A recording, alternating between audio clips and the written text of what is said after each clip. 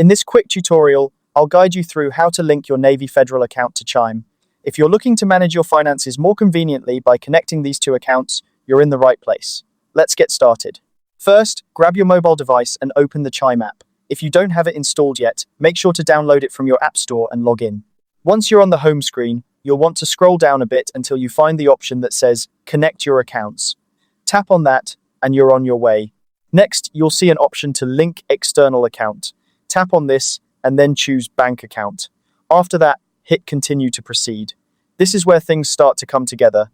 You'll need to search for Navy Federal by typing it into the search bar. Once you see it pop up on the list, go ahead and select it.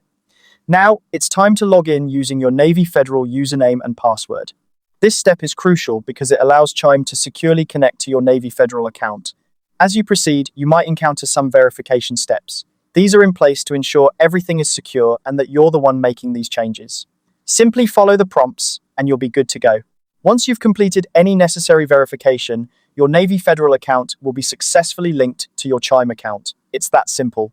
Now, you can enjoy the convenience of having both accounts connected, making transfers, and managing your money easier than ever.